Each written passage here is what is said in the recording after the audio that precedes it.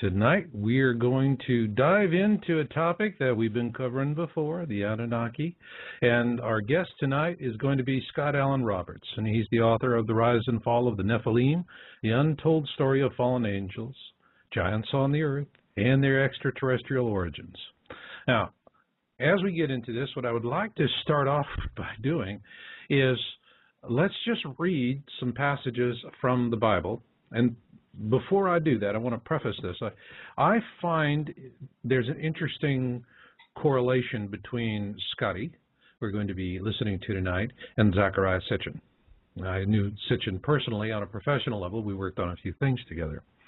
And both of these men were well advanced in their theological training. They were at, the equivalent of a seminary for both sides. And both of them hit the brick wall with their teachers and their institutions when they began asking questions about the Nephilim. It was just one of those, you don't do that kind of deals. And consequently, both of them went on a journey of exploration. Now, what really got them?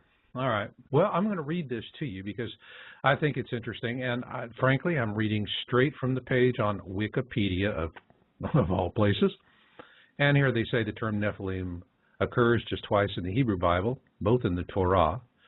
That first is Genesis 6:1-4, immediately before the story of Noah's Ark. Let me read this. When men began to increase in number on the earth, and daughters were born to them, the sons of God saw that the daughters of men were beautiful, and they married any of them they chose. Operative word, any of them that they chose. Women obviously didn't have much of a voice in this. Then the Lord said, my spirit will not contend with man forever, for he is mortal.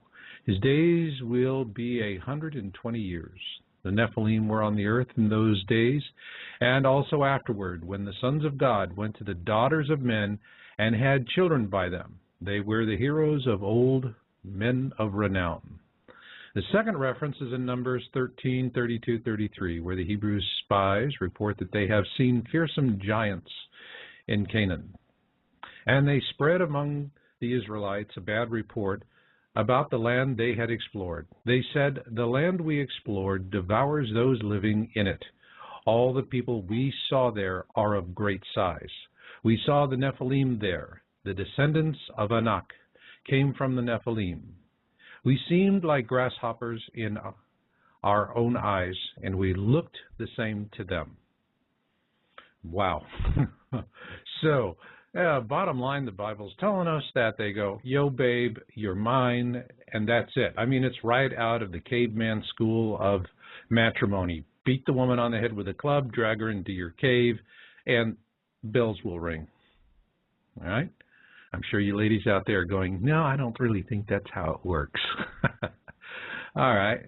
But the thing here is that when you talk about the Nephilim, you cannot help but talk about the Anunnaki, and that really brings us to the gist of what we're going to be doing here tonight, is that we're going to be talking about the Anunnaki.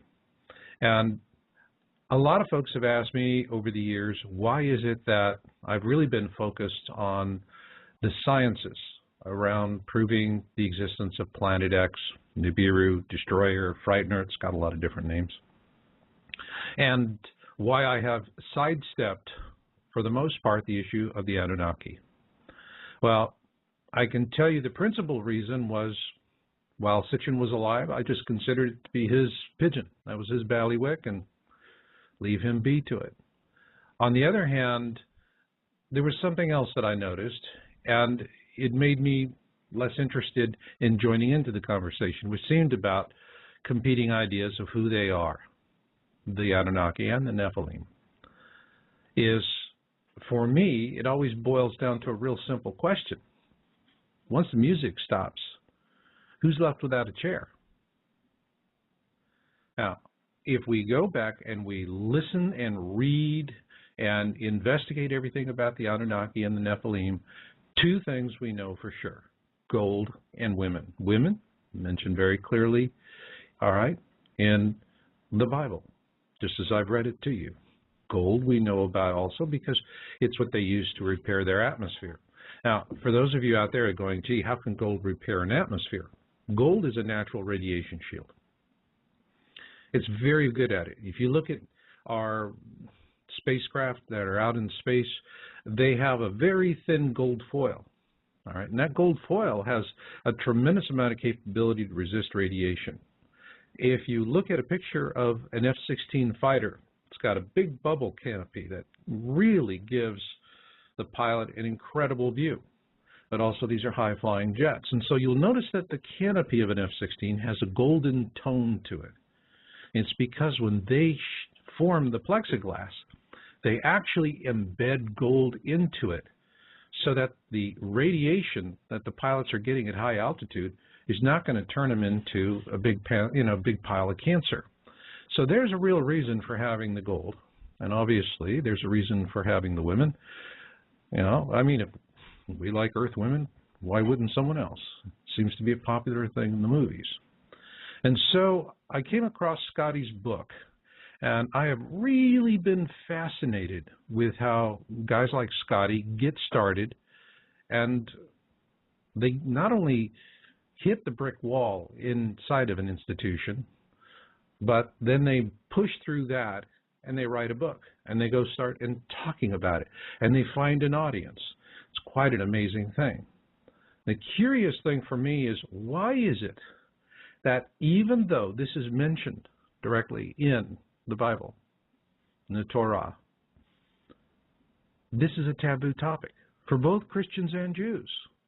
Sitchin, he hit the wall with his religious training, and that's what got him going down the same route that Scotty did, and Scotty had it. Now, Scotty doesn't agree with Sitchin on quite a few things.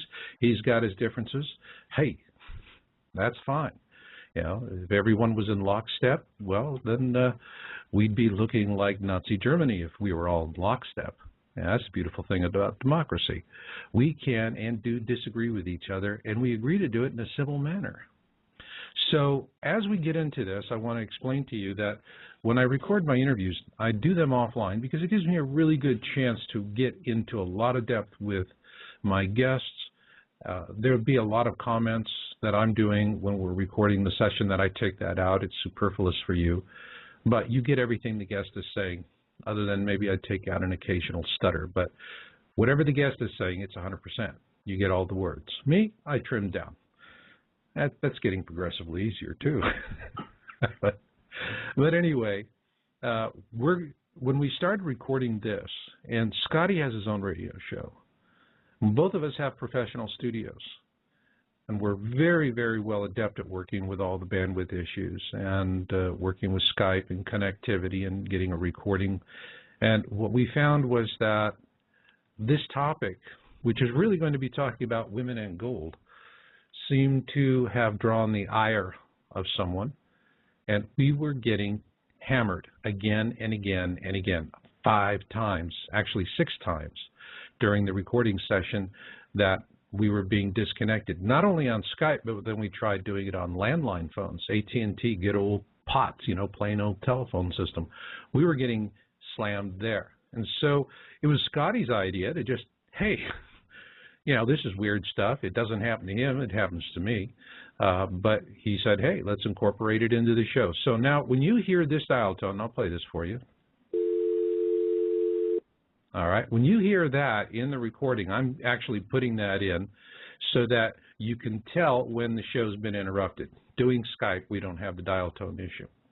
So with that, I am going to get right into it, and I see that there's a great active group out there in the virtual chat room. Oh, yeah, I can't wait to get in there and mix it up with y'all in the chat room. So in the meantime, hey, let's get go. Rise and fall of the Nephilim. Scott, welcome aboard. Thanks for having me, Marshall. Good to be here. That's good to have you here because I'm getting more and more interested in this Nephilim story all the time.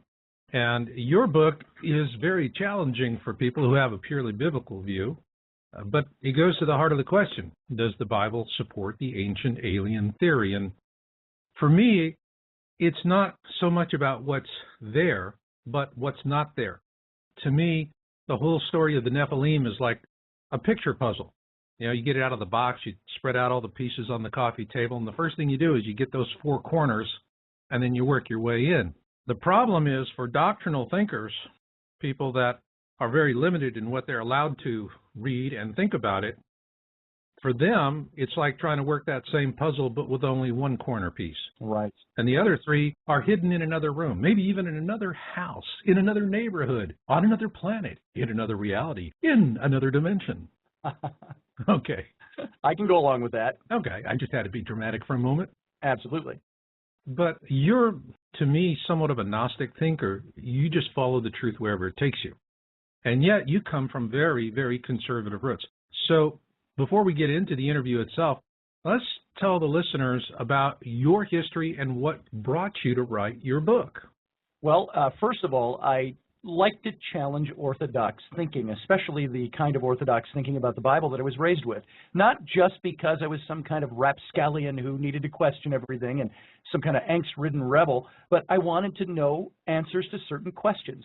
And it seemed to me, in my very conservative fundamentalist Baptist teaching and training, those answers weren't forthcoming. As a matter of fact, it almost seemed at times as if questioning deeply was deeply discouraged. And take, for instance. But you were a Bible teacher, weren't you? Or you were training to be one? I was in Bible college, and I went to seminary, and I didn't finish either degree. Funny, you wonder how I got into my master's program without having my bachelor's degree. It's too long a story to get into.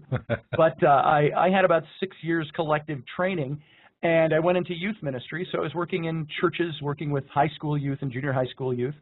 You know, when you're in those things, you're mostly talking about, you know, daily life and how to live daily life and things like this, youth ministry. Right. And at the same time, there were questions that I had about the theologies that I was even teaching and passing on. And when we were kids, if you were Judeo-Christian, you learned about, let's take the best example because it ties into the topic, the issue of Noah and the ark. Right. We all heard the story of Noah. We all heard that God was going to destroy the world for its wickedness and wipe out all of mankind except for the one pure man that was left, and that was Noah, his family, and we know the story from there. What we don't get taught ever, it seems, and even with my Bible college training and my seminary training, the touches on this topic were so scant as for me to even remember ever being taught them. That is the preamble to the whole flood story in Genesis chapter 6, which talks about, and the sons of God descended to the earth and intermingled with the daughters of men and had children by them. And they were known as the Nephilim, the heroes of old, the men of renown. Is that the part when Bible class, when you start talking about it, you'd say, and then there was the and moving right along? Pretty much. Is that how you guys handle it? Okay, good. Pretty much. You know, when I think about it too, when you've got a second, third, or fourth grader sitting in a Sunday school class on Sunday morning, and the teacher is teaching the story of Noah and the ark with felt storyboards and little Noah with the beard and the stick and the robes and so on, you've got nobody teaching you about some kind of non-human entity that descended to the earth and had sex with human women, bequeathing the race that actually was the thing that was prompting the flood once you start digging into the passage. Okay. So for me, it really goes back to questioning the orthodoxy of the passage. Now, I will say right off the bat that I have no desire to dissuade anybody from what they believe religiously, spiritually, denominationally. That's not my point here. My point is to dig in and find out what the passage says. And you know what happens so many times? We find out that we're taught one thing in church or in synagogue, and when you start digging into the text and seeing what it says a little bit deeper, people don't want to hear it because it challenges what they've been taught. Because sometimes you get a much different picture when you start digging a little bit below the surface. Well, you know, it's interesting you talk about the deluge because there are hundreds of deluge accounts in folklore all around the world. A case in point is when Captain Cook discovered Hawaii. There's actually on the Big Island, there's a spot that's marked where he first landed, and it's a place called Two Steps. And if you're on the island, it's the greatest place for snorkeling. Trust me. Love to go there. Yeah, oh, yeah, definitely. Especially in this Minnesota winter. There you go. Yeah, just when you get there, just ask the locals, how do I get to Two Steps? Oh, right. But a favorite story of guides and locals is that he, of course, started telling the stories from the Bible.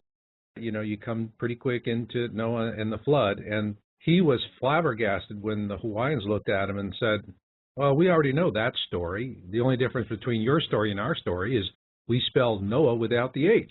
Well, this is part of my research found that there are over 600 different ancient cultures that all have flood stories, most of them with different casts of characters, different creation stories that all lead up to it, but the common threads are what you have to start looking for. If you could for a second, and this is where I say, don't let me step on your toes spiritually, but start thinking about this. If we separate, let's step out of the box for a minute, no matter what you believe. I love it. Let's say all Christian, all Judeo, all these other cultures all have these stories of creation and the flood. Let's call them collectively flood mythologies, creation mythologies. Now, this is not to do anything other than give just simplicity of being able to refer to the whole collective of stories in human culture. So you've got this collective of all these stories.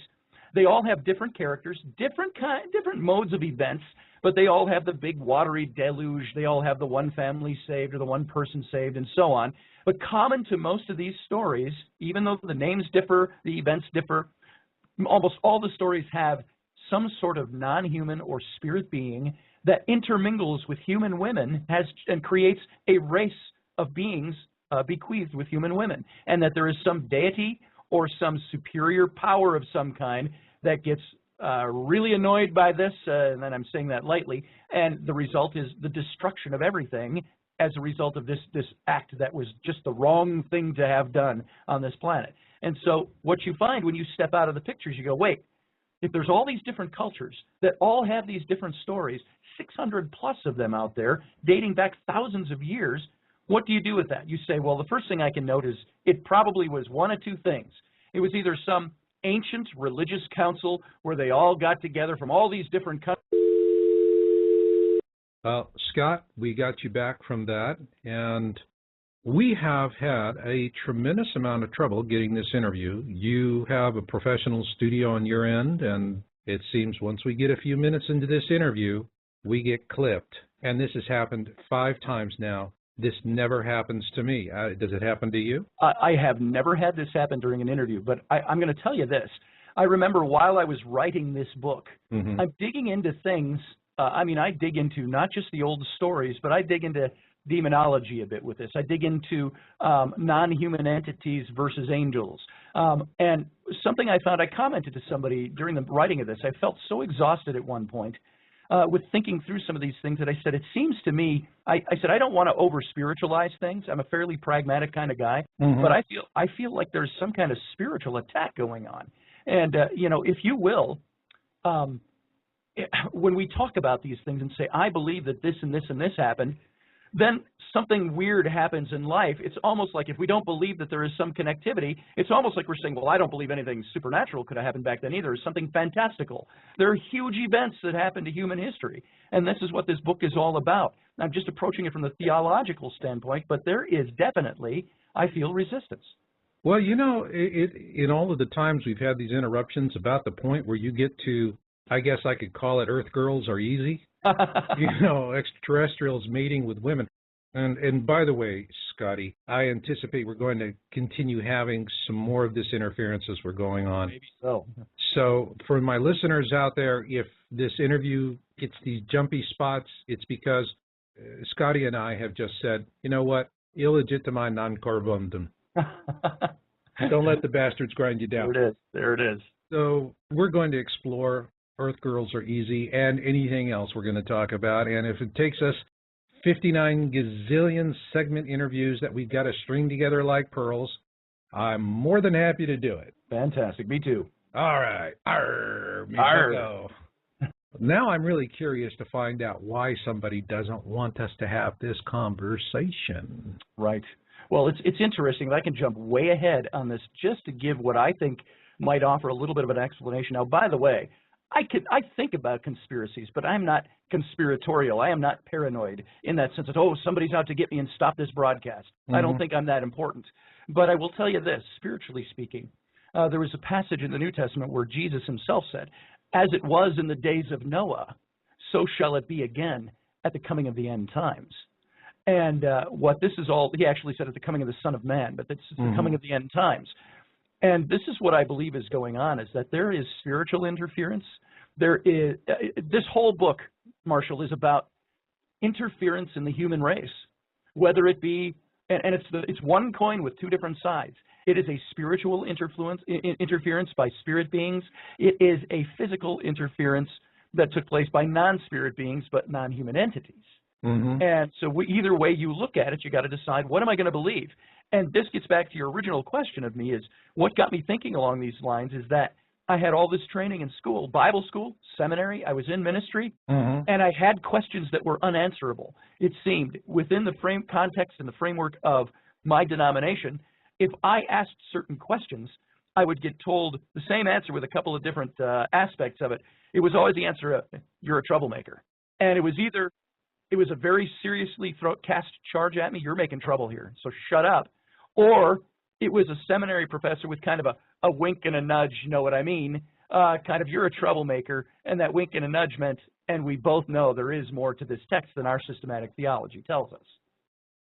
Well, welcome to the Yeshua School of Open Dialogue.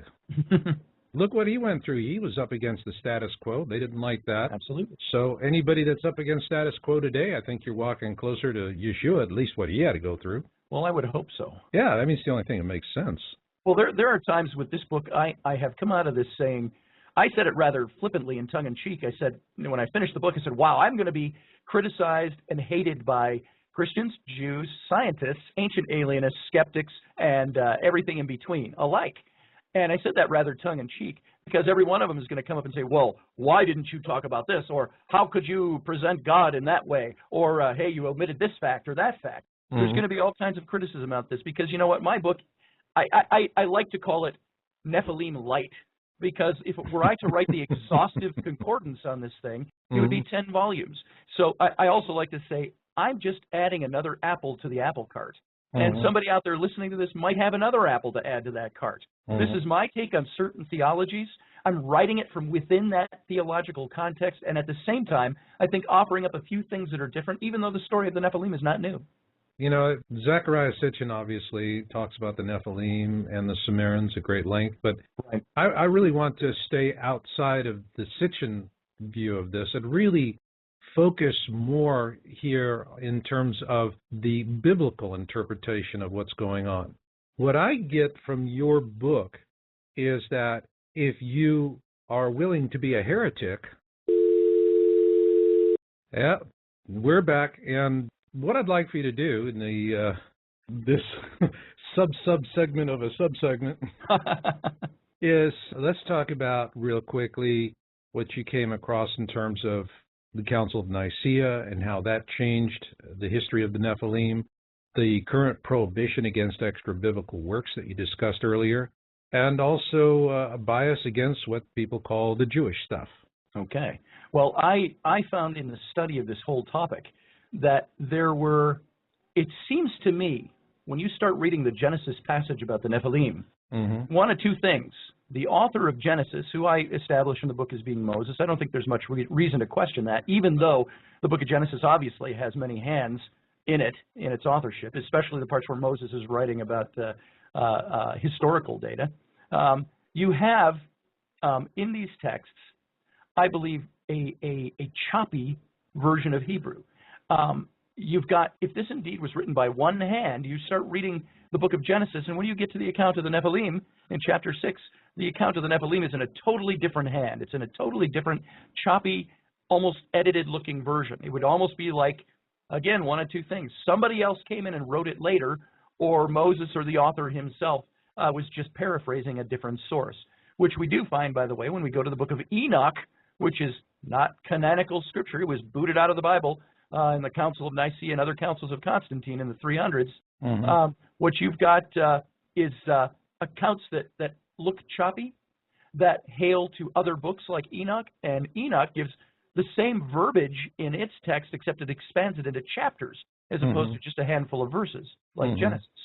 So what I found in my research is this. You got to go up to Constantine, 325 AD, while he's the emperor of Rome, and by history recorded as, I think he even called himself as the first Christian emperor of Rome, when in fact he was nothing of the sort. He was as pagan, if you will, not using that as a derogatory term, but he was as pagan as the rest of the Roman Caesars, but he found in Christianity a unifying element. And what Constantine was out to do was this. He, first of all, hated the division that the church had, even though, because it was so popular with the people at that time, he thought we were going to use this politically to establish a couple of different things. Number one God equals one emperor. Number two, one religion equals one empire. And he couldn't establish that, however, with all the schisms going on in the church and all the division.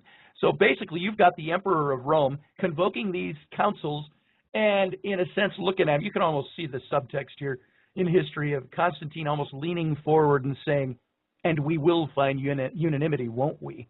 This is the emperor. Hey, listen, you're talking about a guy that had his son killed and one of his wives boiled alive in oil. Yeah. When a psychopath tells you this is where the cow chews the cud, you just say, yes, sir. And when that psychopath has the power to do something about it, if you don't, just say, yes, sir. As a matter of fact, his church historian, Eusebius, is the guy who recorded all these events and started, in a sense, laying forward church policy. That is still, the writings of Eusebius are still used by the church today. So it hasn't varied much. But here you've got a guy who, after the Council of Nicaea, this big spiritual event where you have all these bishops and different religious figures gathered together in the church to decide unanimity on certain topics and to establish the church is this unanimous governing factor in the Roman Empire, he goes home and murders, as you said, his wife and his son. Yeah. And in very heinous ways because he felt that they were conspiring against him. Is this what a Christian emperor does? Well, I think there's a big difference between your belief in God and your belief in an institution. And so when the two get confused, it all lumps together. You weren't so confused. You were pursuing this knowledge. Now, there's the warnings. It's like what they told Columbus. You sail out far enough, you'll fall off the edge of the world. Right. Okay, so you sailed out to the edge of the world. Did you fall off? Yes and no. I think that's interesting. Tell me more. Well, it's kind of like this, you know, in the faith that I was raised, the denomination that I was schooled in, you didn't question things. And if you questioned, it was all within the syllabus or all within the structure. As a good example, I went to my best friend all through high school and college days, Bible school. His dad was the dean of the seminary that was attached to our big church when I was in the youth group as a kid. And he became the dean of a seminary out in Detroit. And I went to visit my buddy out in Detroit at his church. And we're sitting in the adult Sunday school class now. There's about 100 adults in there, our age group at the time, 35 to 40. And he's teaching on the book of Genesis. And I had a question.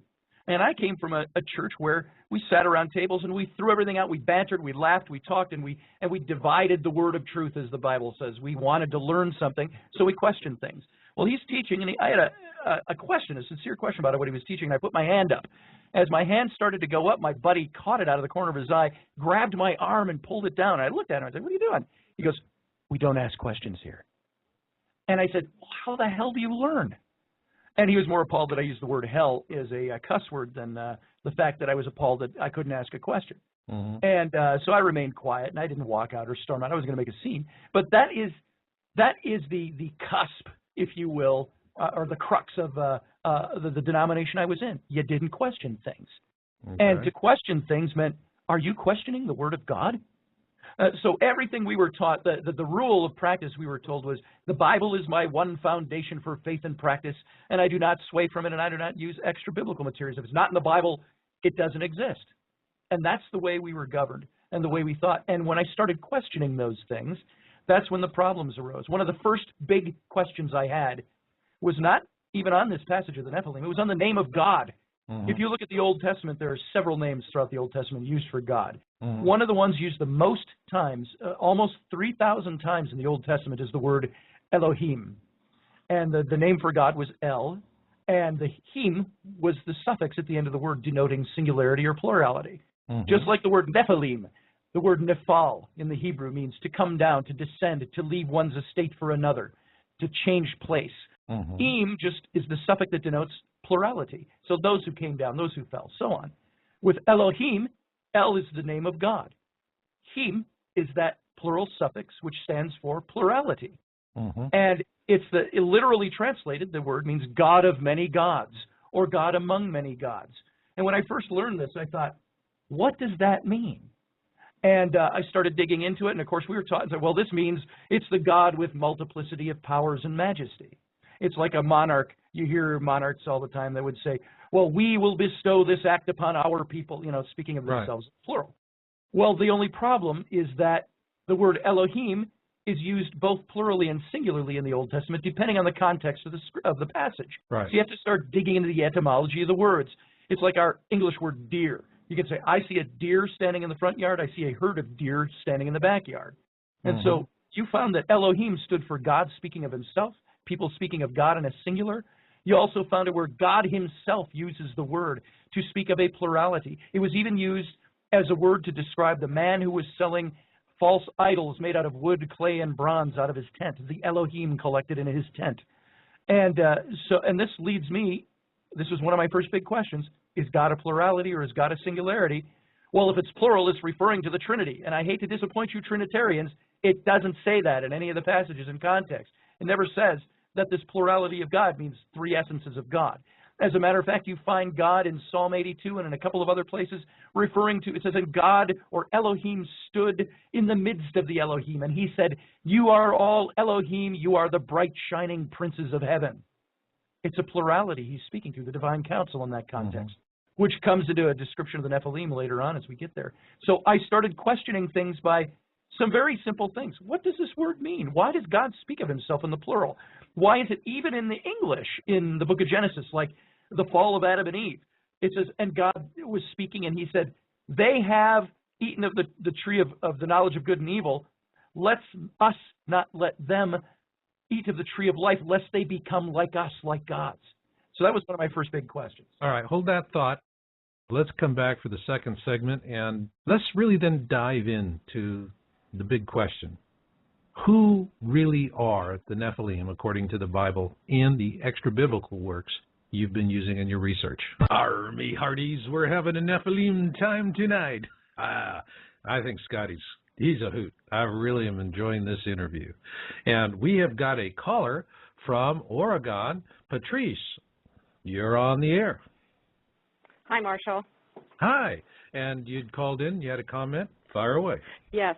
Your guest is totally right on, and I just wanted to comment that I've had almost exactly the same experience as he has, only I never went to Bible college or seminary, but I was born and raised in the Catholic Church, and then as a young adult I converted to Baptist and became quite involved in the church to the point that we worked Billy Graham crusades, we sang in the choir, we had Sunday school class, we had the youth group, and as I got deeper and deeper into studying the Bible and I would ask questions in Sunday school class, finally I was taken aside by the head of the deacons and the pastor and told that I was becoming a troublemaker, and if I did not desist with my questions that I would be removed from the membership and no longer welcome at the church.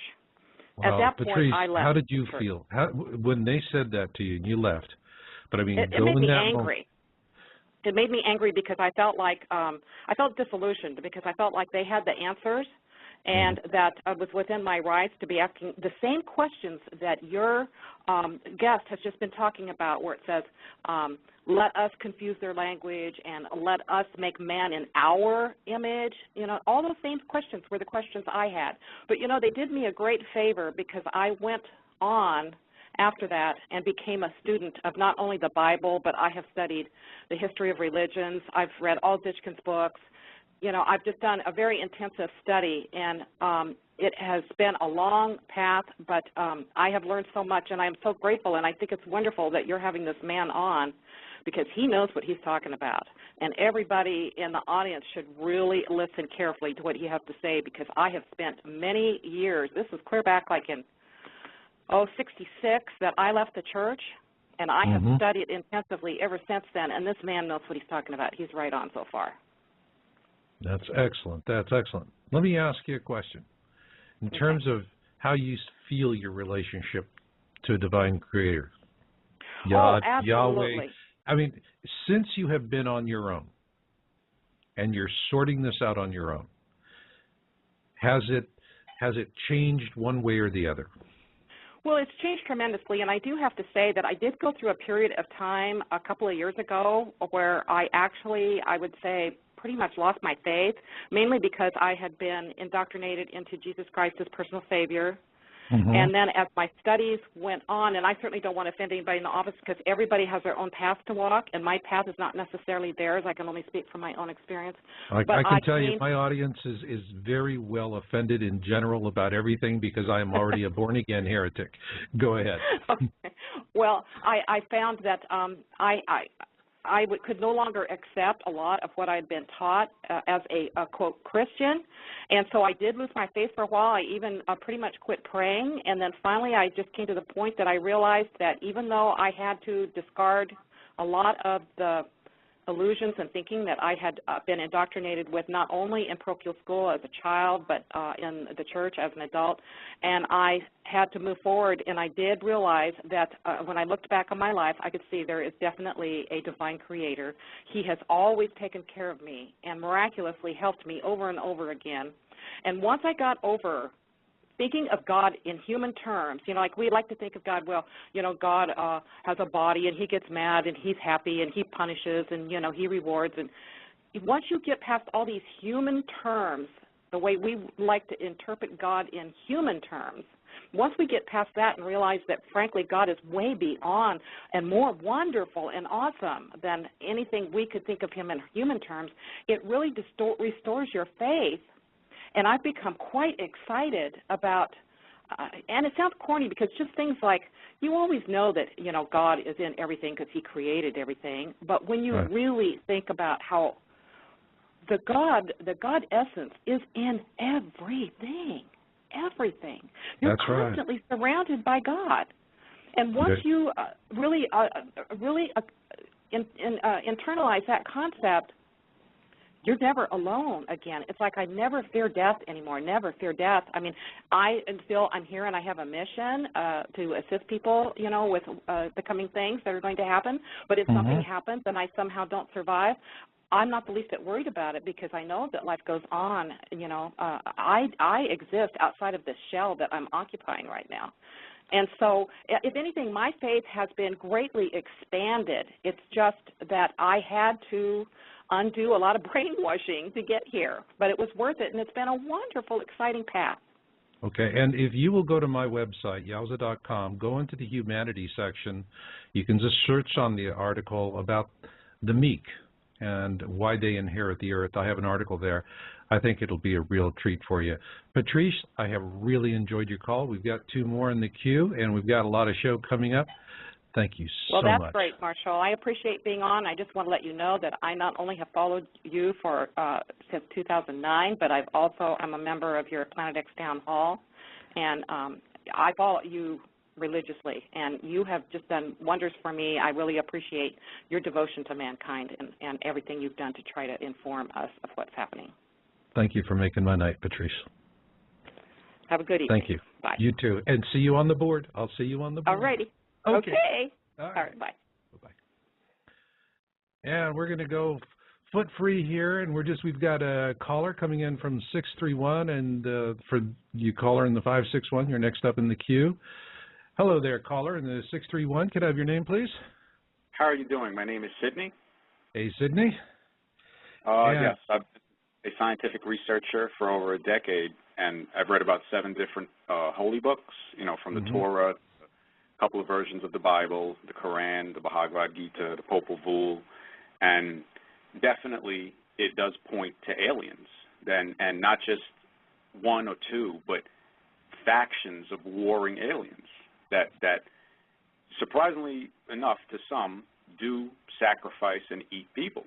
And what I noticed that a lot of UFO researchers, or what they call them today, ancient alien theorists, you know, it's just another label, but what they miss is that they're still here, that this is what we see when we see Western civilization, that Columbus didn't sail across the ocean without those maps. And I noticed a lot of researchers do not touch on this because everybody in power today still sacrifices children, drinks human blood, and pays homage to their alien masters at the expense of practically more than 90% of the planet. All the governments are evil and crooked. And I noticed that David Icke and a couple other researchers that I've spoken with personally, he's probably the only one that really came up with a realistic theory of the fact that they can control a certain type of people easier than others. So those were the ones that they sent over about 5 centuries ago, and now we see the entire rape of the planet from those same 5 to 7 different countries that come from Western Asia, which, you know, has been retermed Europe. And, you know, it's just, I tell people in my teachings, the only thing that separates Europe from Asia is a lie. It's the same continent. So they must make sure that we stay divided. And this is why everything today is basically based on racism. Some people will say, oh, well, you know, you're harping on that too much. But I said, well, if we look at it with an open mind, look at the evidence, we can see that humanity is divided. There's an invisible caste system put upon the planet, and no researchers I've seen, alien researchers, talk about this. Mormons, you know, look at what the Mormons say. You know, honestly, you know, you didn't fight with God, you were cursed with brown skin. So I said, okay, let me look at this scientifically. If a being was to curse someone, Sydney, our show's tight tonight, so you're going to have to get to it real quick here, because I got a lot of show to do tonight, and I have only 2 hours to do it. So give me that point. Okay, the point is, in the Book of Mormon and in the Talmud and other books, the mark of Cain, which Westerners try to affiliate with dark skin, doesn't make sense. It would make more sense to make the person burn in the sun as a punishment, because dark skin actually isn't a punishment. We don't see people with brown skin getting burned. So it is kind of reversed, and we need to realize that everybody in these religious factions, Muslim, Jewish, Christian, they are all with the agenda of the aliens of giving children to them, giving women to them. Aha, you and I are on the same frequency here, because that's really getting to it. And Sydney, I'd love to go on longer, but we've got a ton of show to do, and just hang with me and enjoy the show. I've got one more caller in the queue, and we got to get to the second segment. But you nailed it right on the spot. Thanks. All right. Caller in the 561, could I have your name, please?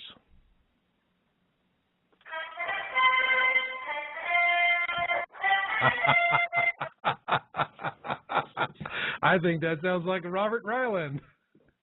How did you guess? Hey, I don't know. You got a shtick. You got a shtick.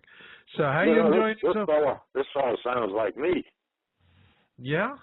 Oh, that's what you told me would happen. Yeah. In so many words. Yeah. Yeah. So for those of you out there that this is, by the way, let me just introduce you. This is Robert Ryland. He's the author of Jesus in the Third Temple, and so that you know, we're going to be going into a large series on this, 13 interviews, and we're going to be getting into a history of the Middle East that is going to blow your mind. It's the stuff that you're not allowed to get, and I'll be talking about that more. And so, Bob, real quick, because I've got to get into my second segment. Yeah. Comment on this. Like Scott and I wear the same kind of shoes. We've been in the sights of the traditionalists among the evangelicals. I mean, they don't want to hear anything they haven't heard before, for the amounts to. And he's been there just like I have. So I'm enjoying this.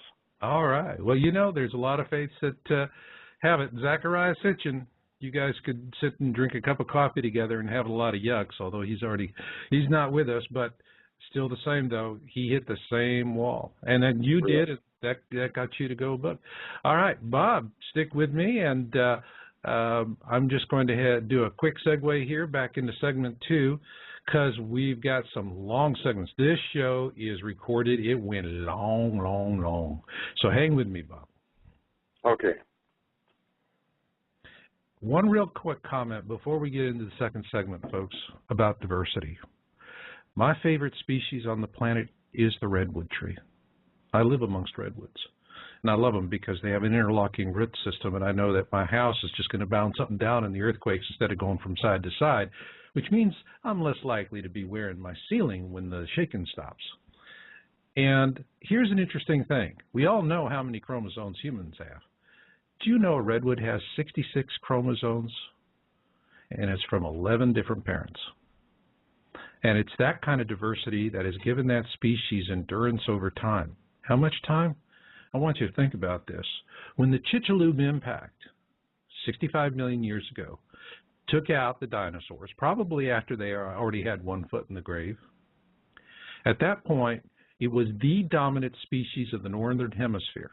Completely covered the northern hemisphere because it's a subtropical species. It's why now it's next to coastlines, because it needs that extra fog coming in from the ocean.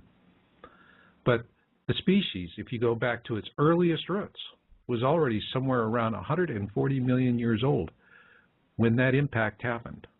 They're still here today. And so if diversity is a sign of endurance as a species, folks, we really all want to be like redwoods.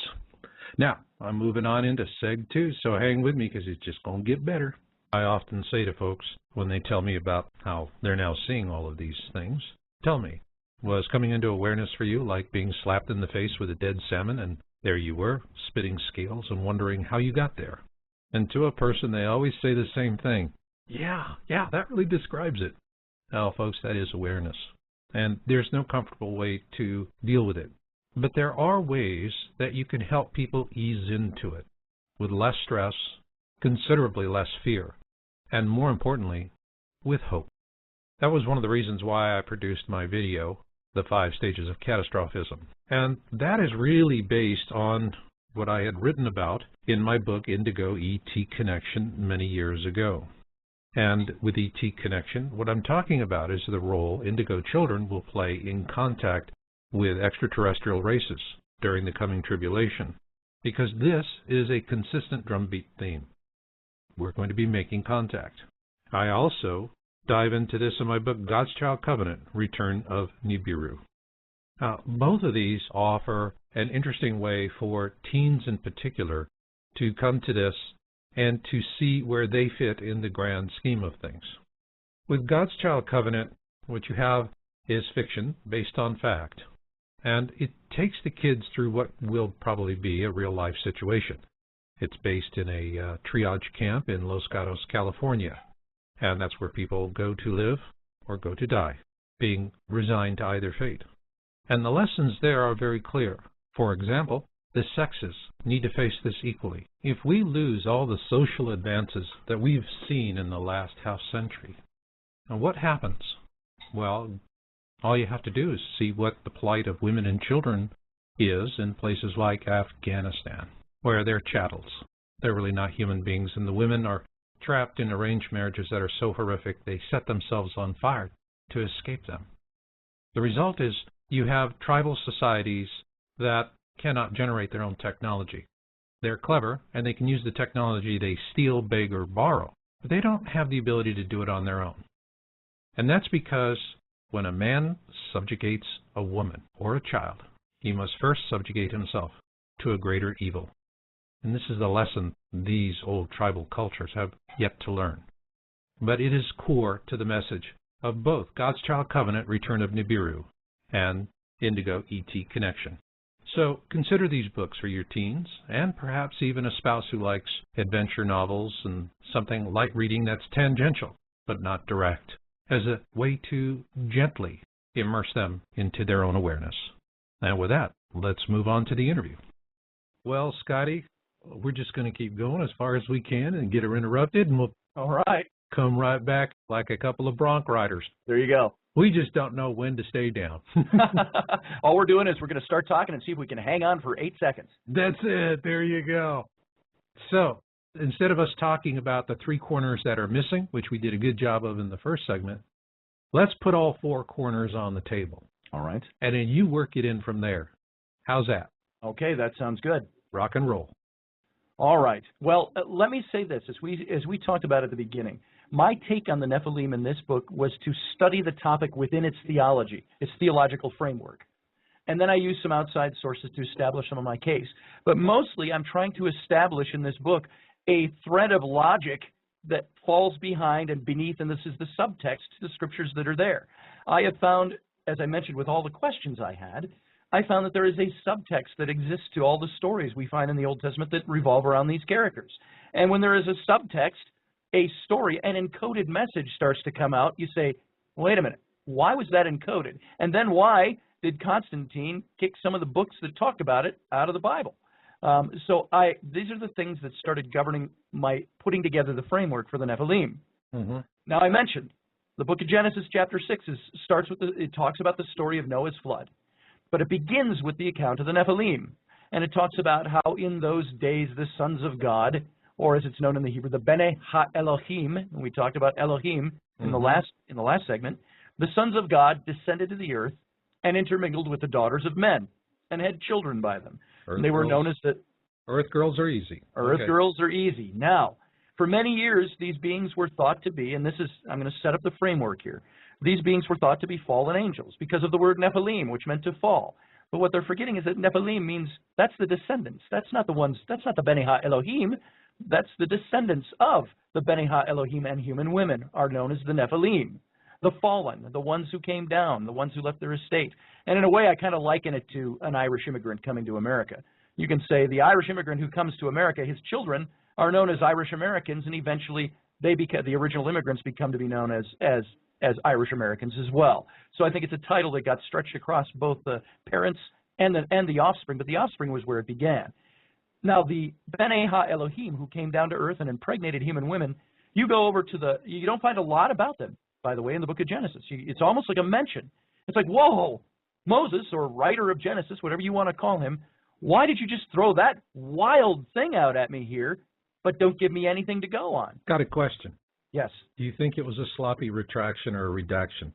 I think it was neither. I think it was I can't write about Noah's flood without mentioning these characters. And therefore, I'm just going to mention it later. You look at how Moses handled writing. The whole situation in Egypt, he never mentions who was who. He doesn't mention the dating system of the day. He doesn't mention anything. He said Pharaoh, Pharaoh's daughter, this guy, that guy, so on and so forth. It's interesting. I have a point on that because we publish a book, the Colburn Bible, and it has the Egyptian accounts of Exodus. And what is consistent is not only did the Hebrews not name names in terms of the royal family, neither did the Egyptians. I think it was one of those tacit understandings. We all know. We're not going to talk about it. We all know this happened. Wink, wink, nudge, nudge. Let's move on. Right. Yeah. So I think what you have in the story of the Nephilim is Moses making mention. But you know what that also establishes? What? And I don't want to rabbit trail too much here, but in my book I take a whole chapter and devote it to Moses, the dating of Moses, who he would have been in the Pharaoh's court, who were the people around him, and so on. I titled that chapter, The Pharaoh God of Israel. And the reason I think this is Moses, at the time that he fled Egypt, he was 40 years old.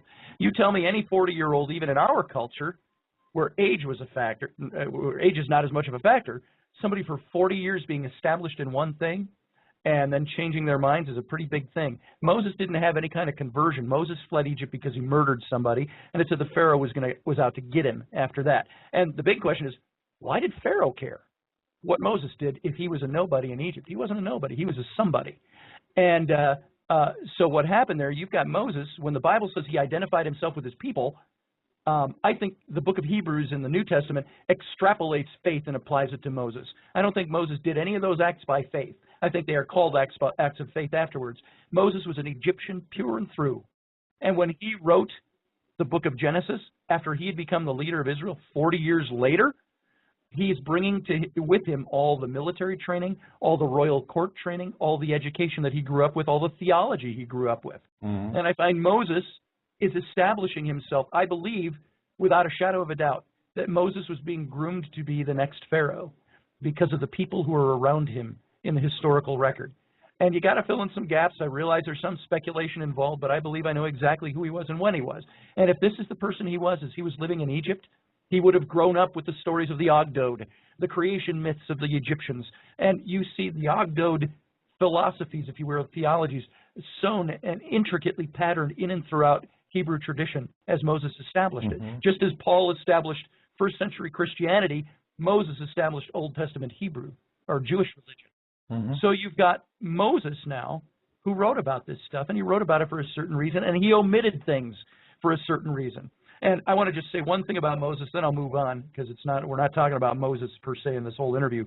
But there's an interesting thing he writes about. When they're wandering in the wilderness, the Israelites, and they set up camp while they're during that 40 years, it says that God's Shekinah, or the presence of God, would descend on Moses' tent, and he would talk to, and remember, Moses is writing this, and Moses would talk to God face to face as a man talked to his friend.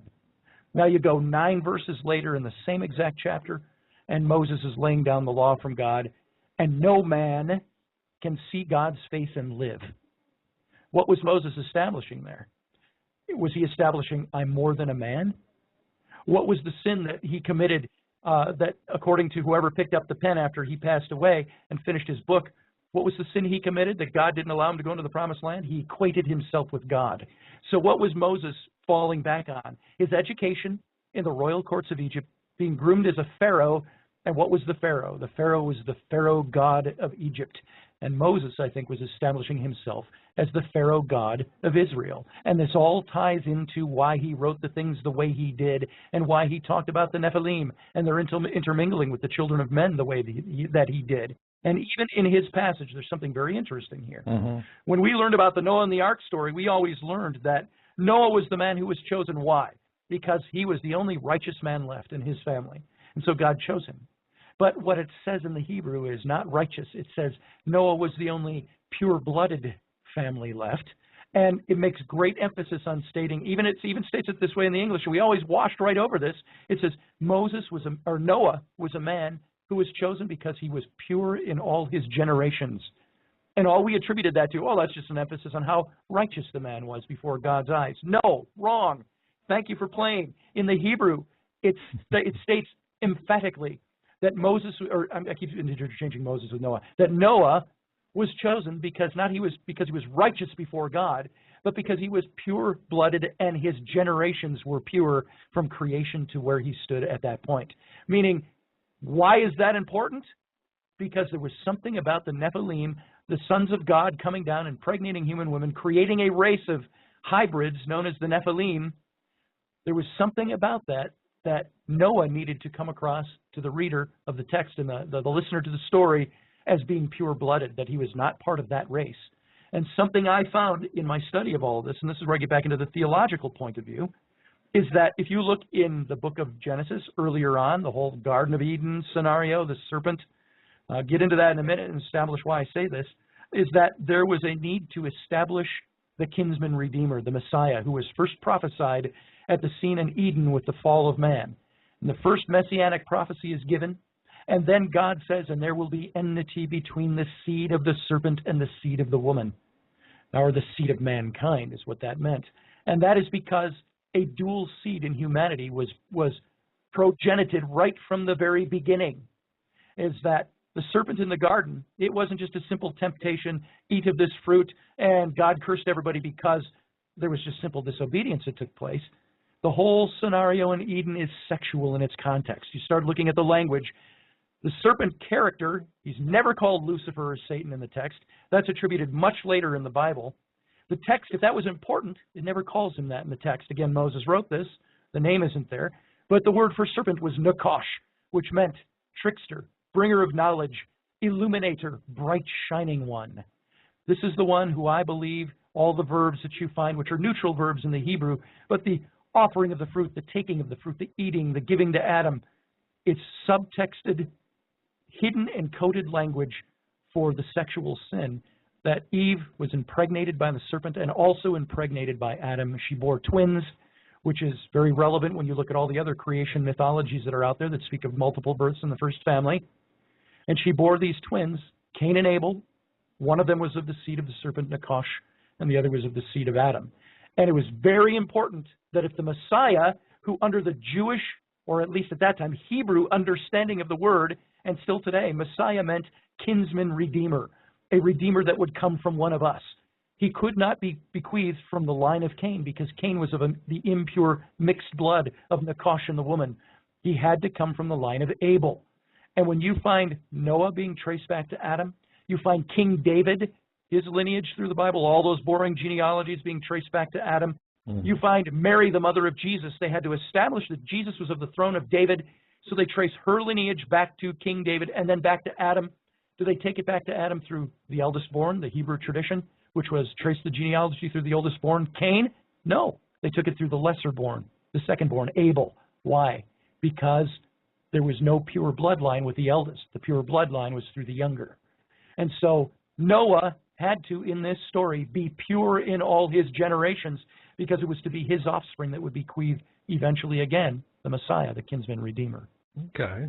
Now, I jumped all over the place. Yeah, you did, but I mean, I'm seeing a pattern here that really comes in this intermingling of species. You know, you stop and think about it, you know, it takes you back to Nazi Germany, and Sure does. they had all of these charts and measurement tools and how to define who is a pure Aryan and who is not.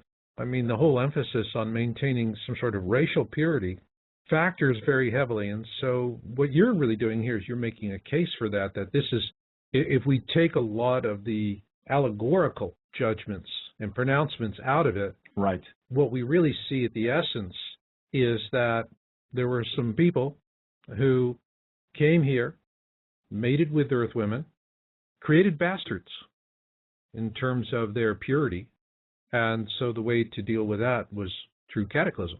Right. And I think you could boil it down to two words: race interrupted. There is some interruption. If you look and stay within the theology of the Old Testament, you can see where they're taking that. You step outside the box of that theology where I say, push it all aside a second and call it all the collective mythologies. You also find that all these races had the same stories. When they talked about the flood, they all had the preamble of spirit beings or non-human entities intermingling with human women and a deity being pissed off because of that. And then you also have in the creation mythologies some kind of trickster character, some kind of illuminator that came in and impregnated either the woman of the creation pair or one of the daughters of them. And and by the way, something I forgot to correlate this. This is why I brought these two items up. Nakash in the Old Testament, in the Garden of Eden scenario, the serpent character, Nakash defines as trickster, bringer of knowledge, bright shining one, bringer of illumination. You go back up to Psalm 82 that I mentioned earlier, where it's got God talking to the divine council in heaven. These are not angels. These are not fallen angels. This is where Elohim proclaims them Elohim, gods, and he says, you are the bright, shining princes of heaven. And he's casting judgment on them in Psalm 82 for some reason. The reason that is there, look at the bright, shining ones of the divine council, these gods of heaven, and look at Nakash, the bright, shining one who intercepted or interfered with the human race in Genesis. And then you look at the Watchers, as the Book of Enoch calls them, or the sons of God, the Bene Ha-Elohim. They correlate with other mythologies of figures that came down to earth from the heavens or the stars or the skies and impregnated human women. They were known as, like, again, 600 different cultures, but you had some examples. You had the Tuatha De Danann of the Celtic legends and lore. They were the bright, shining kings from heaven, the tall folk who came down and intermingled with the daughters of humans, and their offspring were known as the elven folk. So Tolkien, by the way, was onto something. And I think he knew a lot about what went on in these passages. He dug into this stuff very deeply. Yeah, I think he tapped into source as well. Now, I remember the story about when he wrote Lord of the Rings, he didn't write it as a trilogy. He wrote it originally as one single text. Right. And the publisher looked at the manuscript and said, are you out of your mind? Yeah. And so the publisher broke it up into 3 books for a trilogy.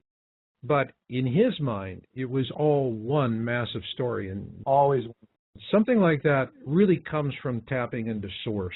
Yes. Finding access to information that's not normally there. Now I'm talking as an author, and I write both fiction and nonfiction.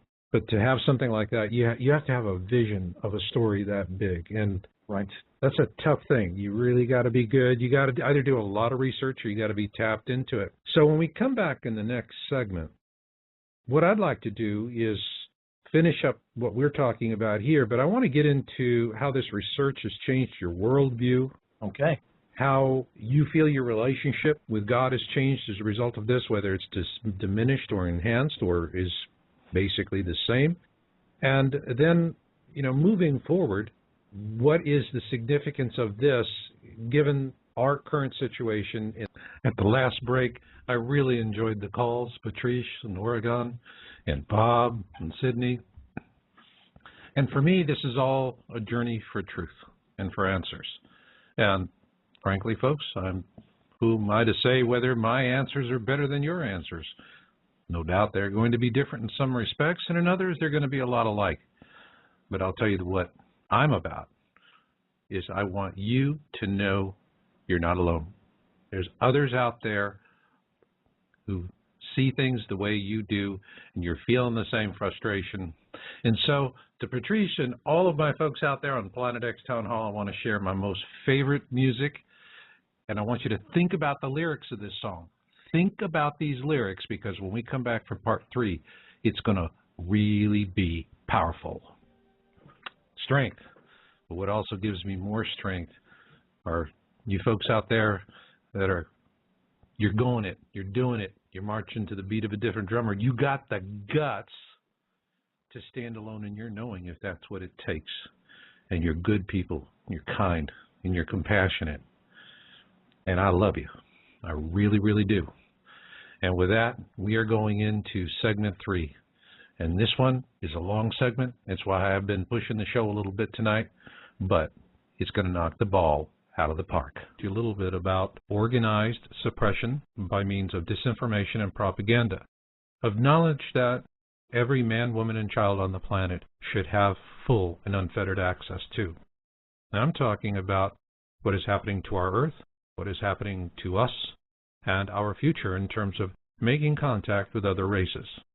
A term I often hear used to disparage people in the mainstream who simply are not going to pay attention to any of the things that are important to you and to me is that, well, they're sheeple, they're stupid. I don't see them that way.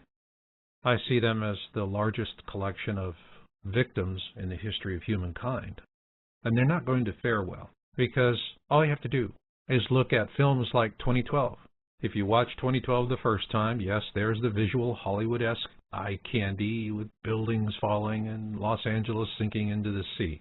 But if you watch the film a couple of more times after that, what you find is the director, Emmerich, really tells you exactly how things are. And I found that to be really, really cogent. Because what the elites understand is that there's not enough resources to save some 7 billion people. Maybe a small fraction of that, but not much more. And so when you look at the movie 2012, what do you see? In events leading up to it, there is an outright suppression of the knowledge. Then you have the media in denial about the early Harbinger events. And consequently, what happens is that when the event happens, it happens suddenly. And nobody knows what's happening until the day they die. And many of them don't even have that convenience. They just die. And who lives?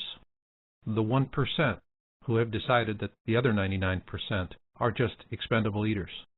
And so it's kind for them to die this way. Now, if that is not you, if you're trying to understand the mechanisms by which they suppress this knowledge, I would recommend to you our book, Alien Security, an Anthology for Human Freedom. It really does present to you a good overview of fiction based on fact, of the cover-ups and the mistakes of our government in dealing with contacts with other races. But at the back of the book is what we call the battle book. And I put a lot of effort into this. And it will show you how subtle, how powerful, and how pervasive the disinformation and propaganda of the elites to keep us into the darks really is. But you're not helpless. You can do something about it. And that's the whole point of Alien Security. So if you really want to understand the mechanisms of forced ignorance, get this book, read it, and particularly read the battle book at the back. And with that, let's move on to our interview. Well, back for the third segment. And Scotty, coming out of the second segment, these guys come out of space, they look at Earth girls, and they go, wow, they are so boppable. How you doing? How you doing? Hey, baby, what sign are you born under? Keep off the grass. Yeah. And by the way, they would answer, what's a sign? And that was one of the things that the Watchers did. They taught the forbidden knowledges.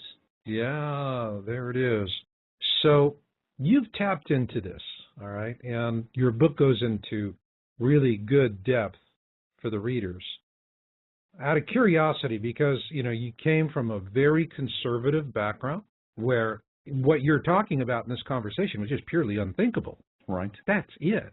You just don't go there. And yet, one of the reasons why you're not supposed to go there is that you get lost and dark forces are going to snag you up or whatever it is. Right. Or you just simply, that's it, you're off everybody's Christmas card list. As Justin Martyr called this stuff in the first century, he called it diabolical mimicry. It's all the works of Satan trying to make things look really good or like the things of God. Mm-hmm. And that was the way they explained away everything. Yeah, well, I mean, it's pretty absolutist.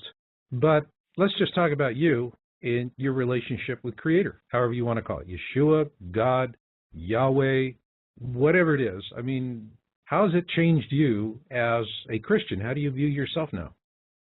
I have not thrown out the baby with the bathwater. I'm rather fond of saying that. It seems like I've said it thousands of times now over the last year.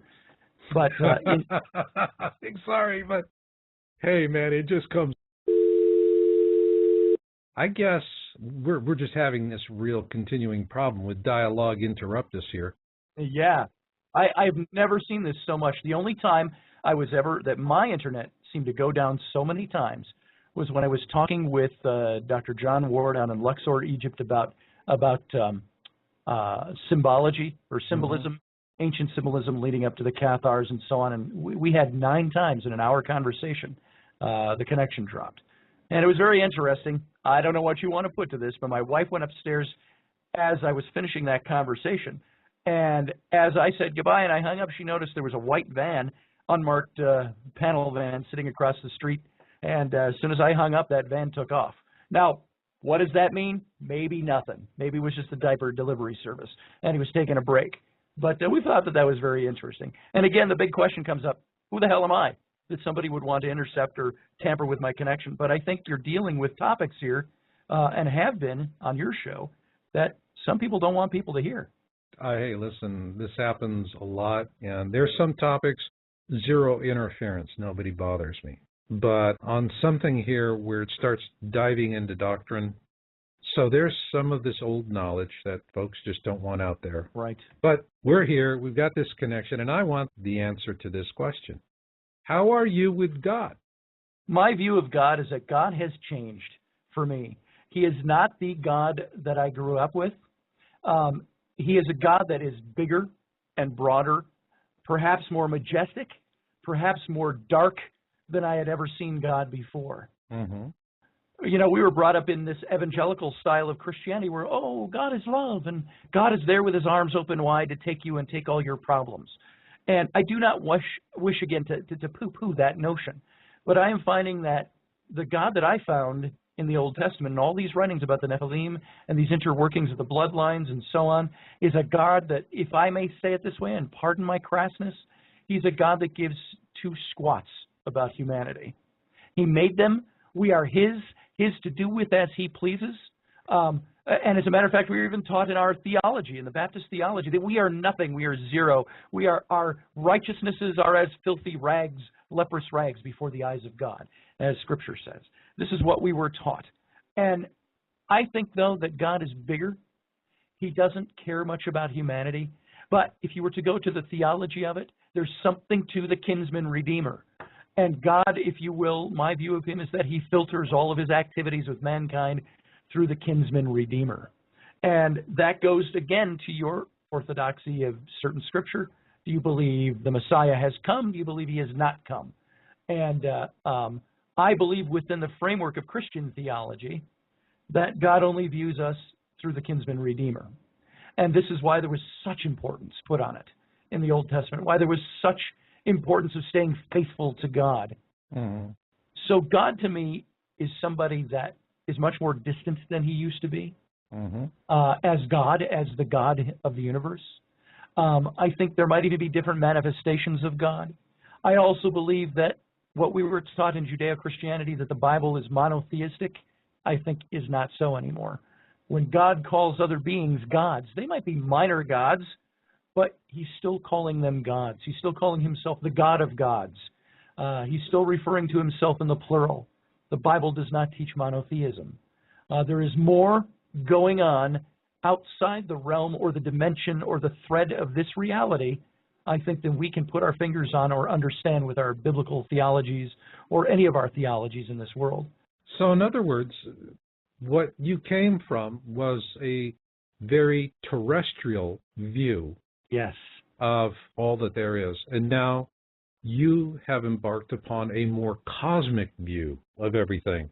But is this more cosmic view more or less comforting in comparison to the terrestrial view of the doctrinal and dogma approach? The late Richard Feynman once said, he said that all these stories about God, if they are true, to think that God, out of all the known universe and unknown universe, would come to this place, he says, to me seems to be so colloquial and so local. And that's kind of the way I think about it. He went on in that phrase to say, I feel perfectly comfortable feeling lost in the cosmos. Now, he was an atheist. I'm not an atheist. I would say that I view the same thing. And I say for God or a manifestation of God to come here seems so damned colloquial. So what it has done for me is to say that there's something much bigger out there. There's a bigger story out there.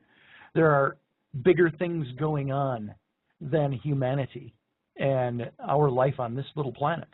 Maybe it's all important to us because this is all we know, but I think there's a lot more out there. Let me ask you this question then.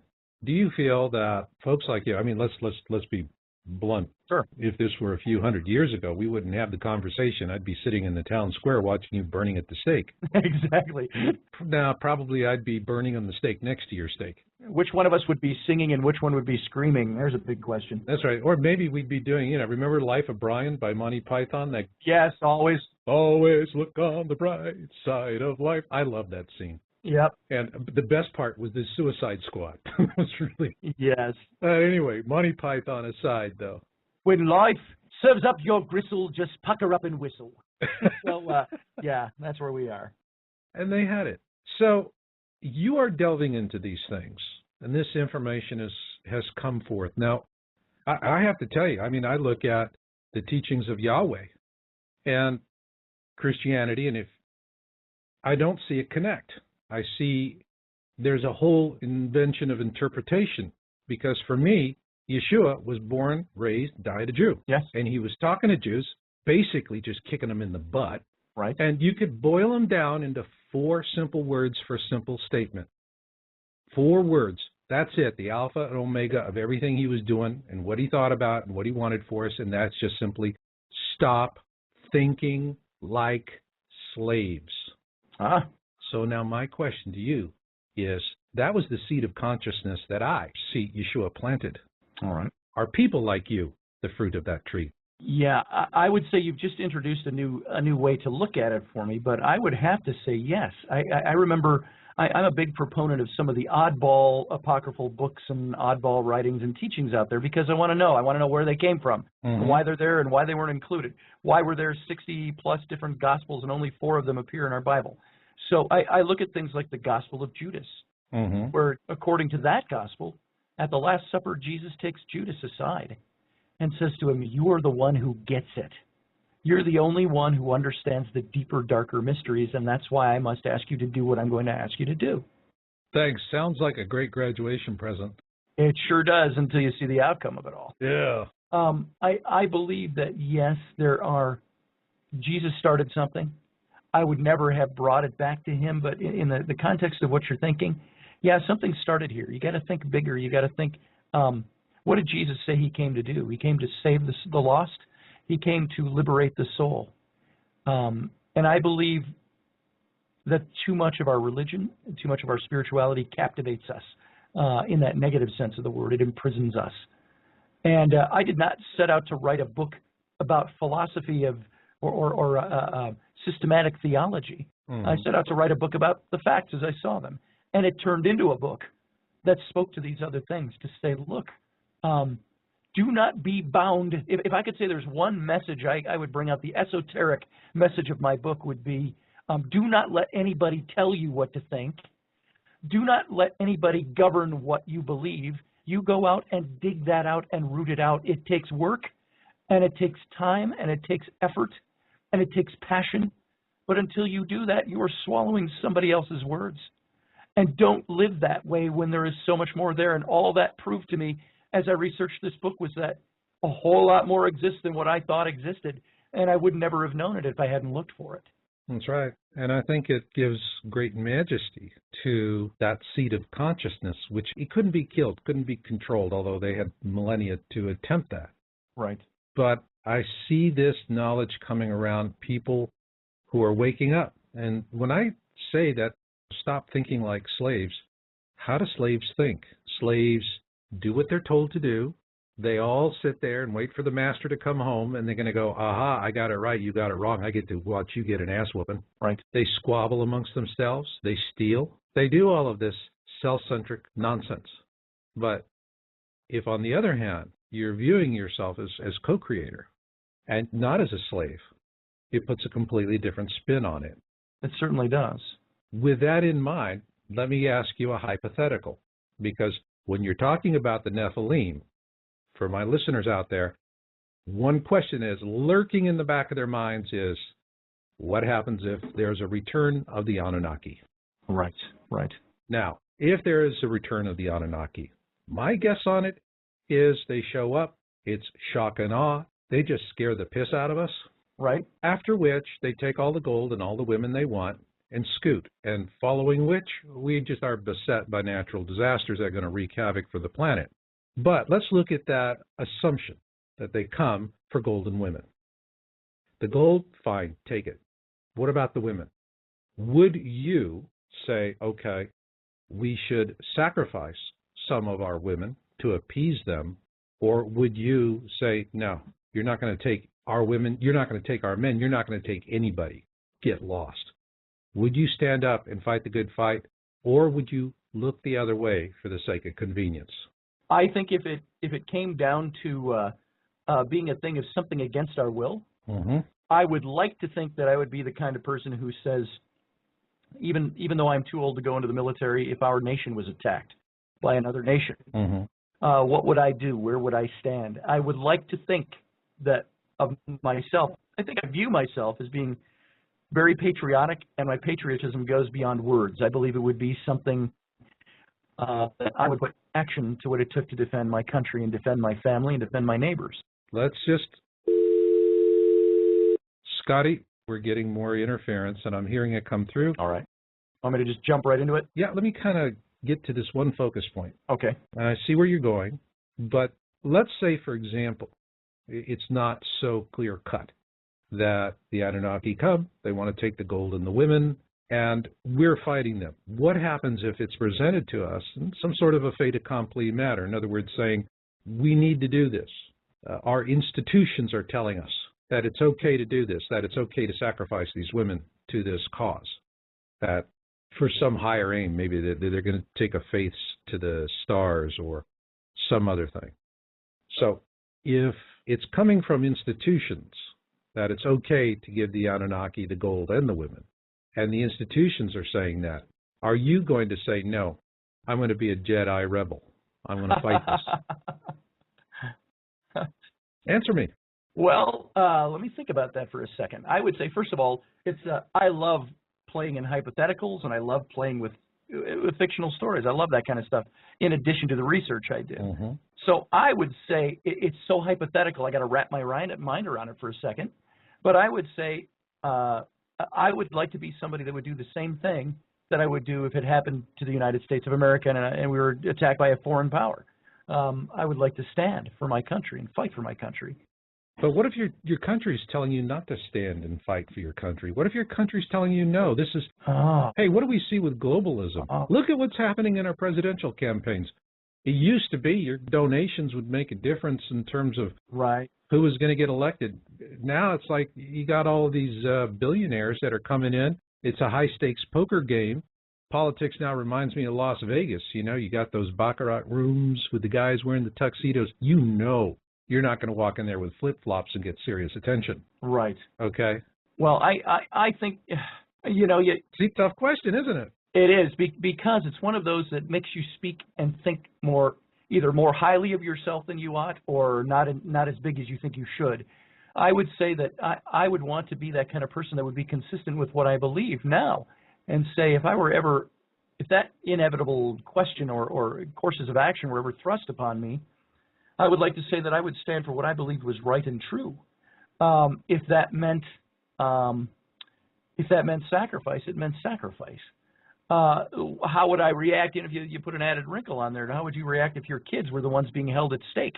Oh, what would I do? You got ahead of me because I was going to drop that one on you too. What if it was my daughters? That's right. You know, it's always easy to sacrifice the virgin.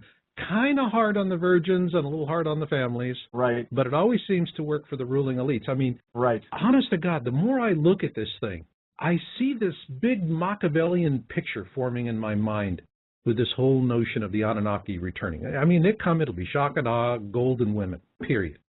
Okay? But what if, in advance of all of that, they're already doing a little bit of work ahead of the game? You know, this is like a poker game, and somebody's sitting there and they're holding a good hand, but you can bluff them into folding, you still win the game with a hand that won't win. Right. So the thing here is, if the institutions are already being set up to facilitate this abduction of women, and your family's involved, yeah, would you say, let me ask somebody about this, or would you say, hell no, get lost, get your hands off our women, get your hands off our men, get your hands off our children, we're here, we're working the claim, bug out?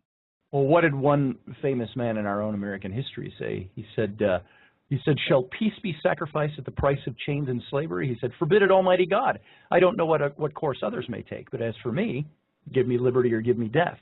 Now, you would like to think I would like to be that heroic and that noble in my thinking, but I would have to say, if I were forced, if my hand was pushed into something where it's the life of my children, the life of the people around me, I would most definitely take a stand. And of course, this is the stuff that right now in our minds is the stuff of science fiction, because we don't see this happening right now, but you start to look at the world and the politics of the world and you wonder where we're headed. You start looking at all the things that are laughed at out there and conspiracies laughed at in alien arenas. And you start to look at this all and say there's either a big picture that's taking place or it is all just the stuff of fiction.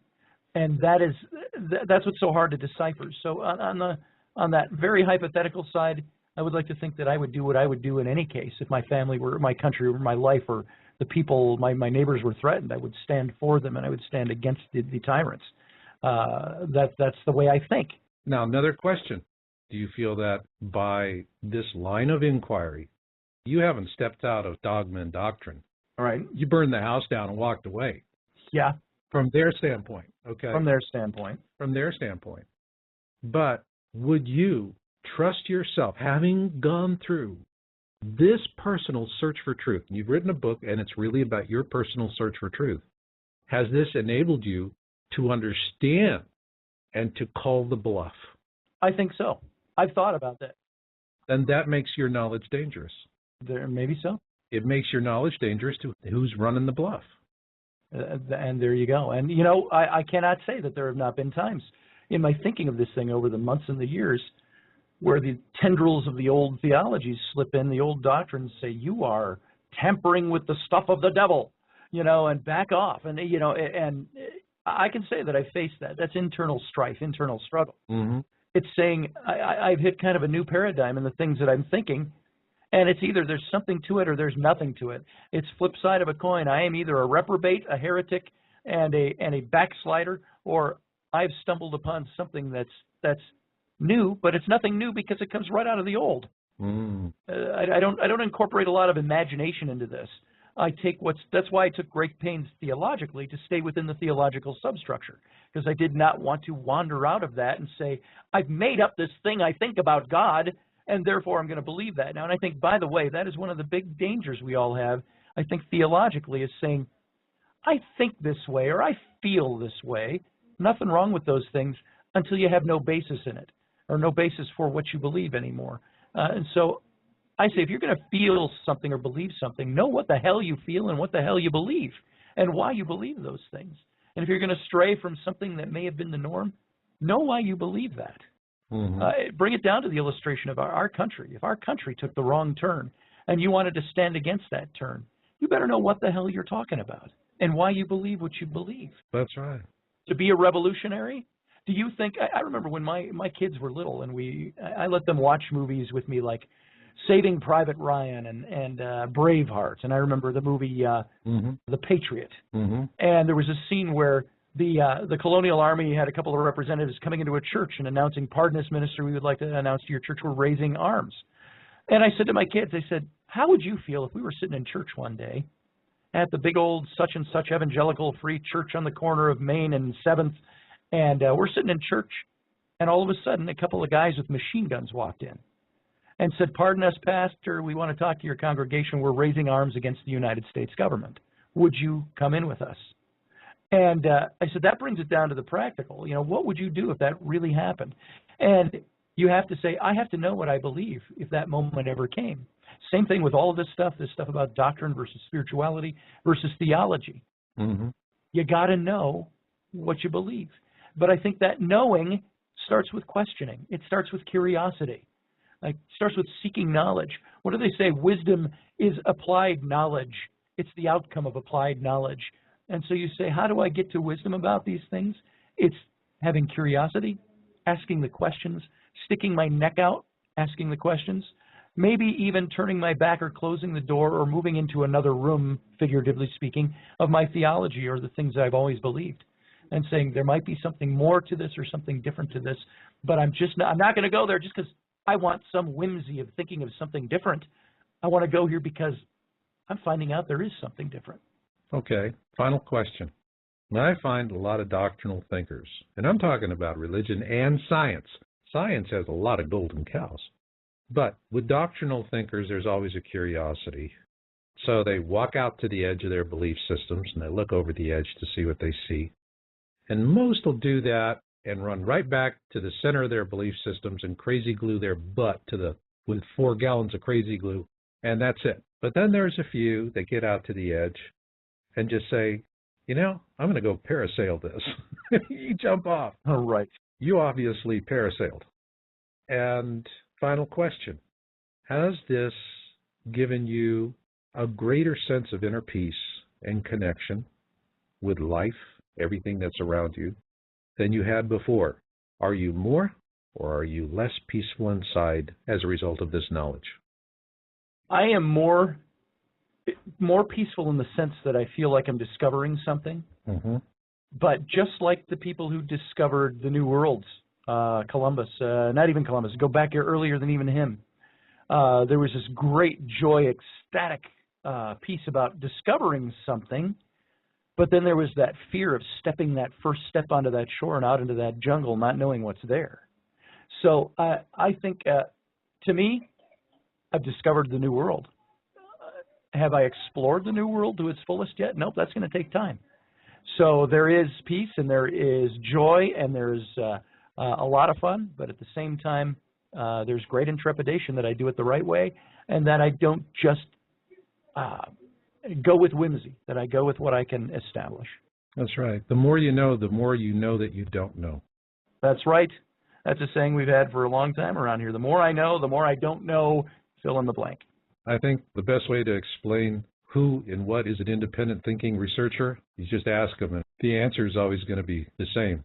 How come I always keep feeling like I'm the last guy to know? Yeah. I think that's part of discovery, you know.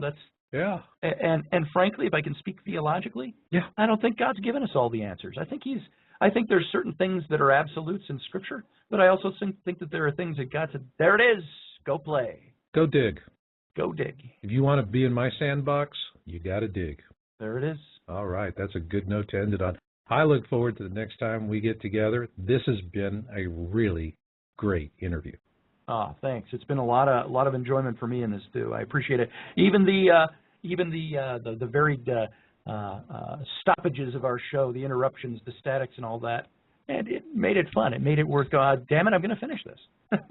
Yeah, we're just going to push through. You know, damn the torpedoes, full steam ahead. There it is. All right, Scotty, you beamed me up big time today. Fantastic. I had to drop that one on you. Thanks.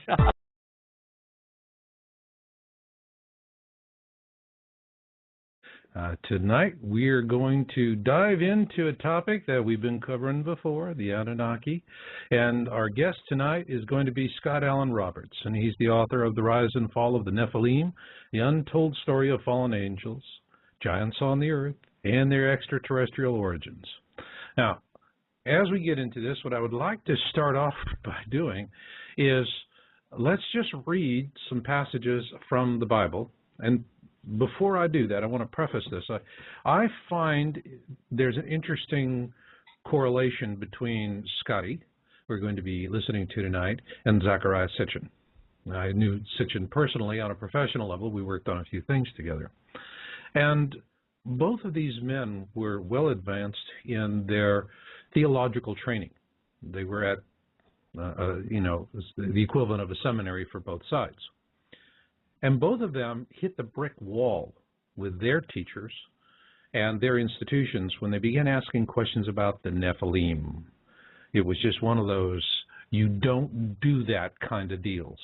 And consequently, both of them went on a journey of exploration. Now, what really got them? All right, well, I'm going to read this to you because I think it's interesting. And frankly, I'm reading straight from the page on Wikipedia of all places. And here they say the term Nephilim occurs just twice in the Hebrew Bible, both in the Torah.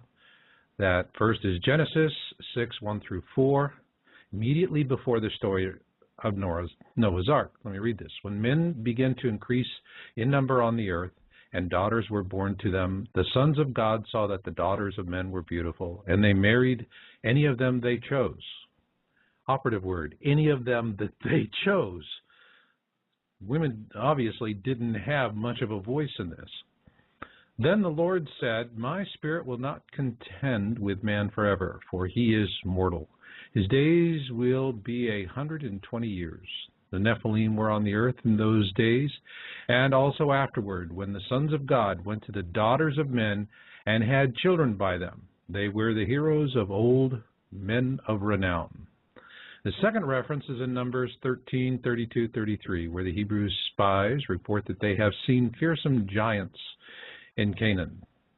And they spread among the Israelites a bad report about the land they had explored. They said, the land we explored devours those living in it. All the people we saw there are of great size. We saw the Nephilim there. The descendants of Anak came from the Nephilim. We seemed like grasshoppers in our own eyes, and we looked the same to them. Wow. So, bottom line, the Bible's telling us that they go, yo, babe, you're mine, and that's it. I mean, it's right out of the caveman school of matrimony. Beat the woman on the head with a club, drag her into your cave, and bells will ring. All right? I'm sure you ladies out there are going, no, I don't really think that's how it works. All right. But the thing here is that when you talk about the Nephilim, you cannot help but talk about the Anunnaki, and that really brings us to the gist of what we're going to be doing here tonight, is that we're going to be talking about the Anunnaki. And a lot of folks have asked me over the years, why is it that I've really been focused on the sciences around proving the existence of Planet X, Nibiru, Destroyer, Frightener, it's got a lot of different names, and why I have sidestepped, for the most part, the issue of the Anunnaki. Well, I can tell you the principal reason was, while Sitchin was alive, I just considered it to be his pigeon. That was his ballywick, and leave him be to it. On the other hand, there was something else that I noticed, and it made me less interested in joining into the conversation, which seemed about competing ideas of who they are, the Anunnaki and the Nephilim. Is, for me, it always boils down to a real simple question. Once the music stops, who's left without a chair? Now, if we go back and we listen and read and investigate everything about the Anunnaki and the Nephilim, two things we know for sure. gold, and women. Women, mentioned very clearly, all right, in the Bible, just as I've read it to you. Gold we know about also because it's what they use to repair their atmosphere. Now, for those of you out there going, gee, how can gold repair an atmosphere? Gold is a natural radiation shield. It's very good at it. If you look at our spacecraft that are out in space, they have a very thin gold foil. All right, and that gold foil has a tremendous amount of capability to resist radiation. If you look at a picture of an F-16 fighter, it's got a big bubble canopy that really gives the pilot an incredible view. But also these are high-flying jets. And so you'll notice that the canopy of an F-16 has a golden tone to it. It's because when they form the plexiglass, they actually embed gold into it so that the radiation that the pilots are getting at high altitude is not going to turn them into a big pile of cancer. So there's a real reason for having the gold. And obviously there's a reason for having the women. You know, I mean, if we like Earth women, why wouldn't someone else? It seems to be a popular thing in the movies. And so I came across Scotty's book, and I have really been fascinated with how guys like Scotty get started, and they not only hit the brick wall inside of an institution, but then they push through that and they write a book, and they go start and talking about it, and they find an audience. It's quite an amazing thing. The curious thing for me is, why is it that even though this is mentioned directly in the Bible, in the Torah, this is a taboo topic for both Christians and Jews? Sitchin, you know, he hit the wall with his religious training, and that's what got him going down the same route that Scotty did, and Scotty had it. Now, Scotty doesn't agree with Sitchin on quite a few things. He's got his differences. Hey, that's fine. You know, if everyone was in lockstep, well, then we'd be looking like Nazi Germany if we were all in lockstep. And that's the beautiful thing about democracy. We can and do disagree with each other, and we agree to do it in a civil manner. So as we get into this, I want to explain to you that when I record my interviews, I do them offline because it gives me a really good chance to get into a lot of depth with my guests. There will be a lot of comments that I'm doing when we're recording the session that I take that out. It's superfluous for you. But you get everything the guest is saying, other than maybe I take out an occasional stutter. But whatever the guest is saying, it's 100%. You get all the words. Me, I trim down. That's getting progressively easier, too. But anyway, when we started recording this, and Scotty has his own radio show, both of us have professional studios, and we're very, very well adept at working with all the bandwidth issues and working with Skype and connectivity and getting a recording. And what we found was that this topic, which is really going to be talking about women and gold, seemed to have drawn the ire of someone, and we were getting hammered again and again and again, 5 times, actually 6 times during the recording session, that we were being disconnected, not only on Skype, but then we tried doing it on landline phones, AT&T, good old POTS, you know, plain old telephone system. We were getting slammed there. And so it was Scotty's idea to just, hey, you know, this is weird stuff. It doesn't happen to him. It happens to me. But he said, hey, let's incorporate it into the show. So now when you hear this dial tone, I'll play this for you. All right. When you hear that in the recording, I'm actually putting that in so that you can tell when the show's been interrupted. Doing Skype, we don't have the dial tone issue. So with that, I am going to get right into it. And I see that there's a great active group out there in the virtual chat room. Oh, yeah, I can't wait to get in there and mix it up with y'all in the chat room. So in the meantime, hey, let's get go. Rise and fall of the Nephilim. Scott, welcome aboard. Thanks for having me, Marshall. Good to be here. That's good to have you here because I'm getting more and more interested in this Nephilim story all the time.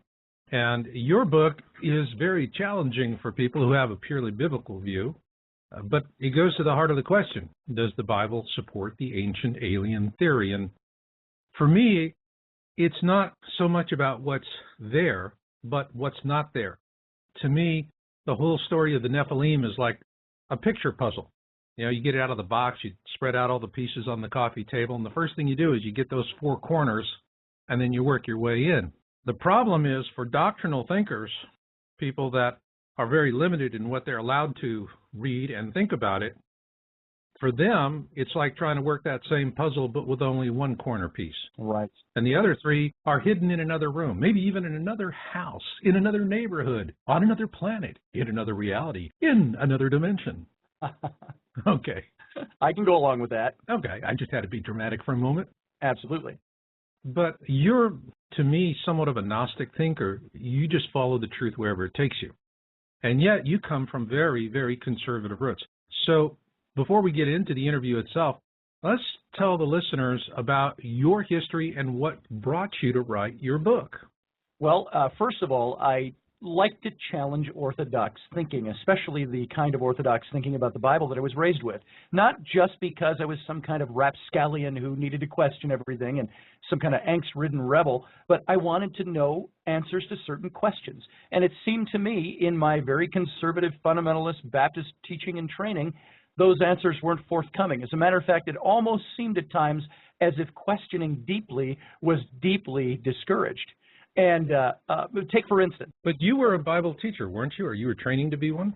I was in Bible college, and I went to seminary, and I didn't finish either degree. Funny, you wonder how I got into my master's program without having my bachelor's degree. It's too long a story to get into. But I had about 6 years collective training, and I went into youth ministry. So I was working in churches, working with high school youth and junior high school youth.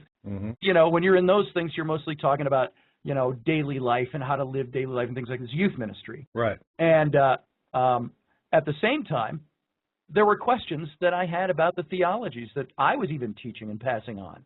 And when we were kids, if you were Judeo-Christian, you learned about, let's take the best example because it ties into the topic, the issue of Noah and the ark. Right. We all heard the story of Noah. We all heard that God was going to destroy the world for its wickedness and wipe out all of mankind except for the one pure man that was left, and that was Noah, his family, and we know the story from there. What we don't get taught ever, it seems, and even with my Bible college training and my seminary training, the touches on this topic were so scant as for me to even remember ever being taught them. That is the preamble to the whole flood story in Genesis chapter 6, which talks about, and the sons of God descended to the earth and intermingled with the daughters of men and had children by them. And they were known as the Nephilim, the heroes of old, the men of renown. Is that the part when Bible class, when you start talking about it, you'd say, and then there was the and moving right along? Pretty much. Is that how you guys handle it? Okay, good. Pretty much. You know, when I think about it, too, when you've got a second, third, or fourth grader sitting in a Sunday school class on Sunday morning, and the teacher is teaching the story of Noah and the ark with felt storyboards and little Noah with the beard and the stick and the robes and so on, you've got nobody teaching you about some kind of non-human entity that descended to the earth and had sex with human women, bequeathing the race that actually was the thing that was prompting the flood once you start digging into the passage. Okay. So for me, it really goes back to questioning the orthodoxy of the passage. Now, I will say right off the bat that I have no desire to dissuade anybody from what they believe religiously, spiritually, denominationally. That's not my point here. My point is to dig in and find out what the passage says. And you know what happens so many times? We find out that we're taught one thing in church or in synagogue, and when you start digging into the text and seeing what it says a little bit deeper, people don't want to hear it because it challenges what they've been taught. Because sometimes you get a much different picture when you start digging a little bit below the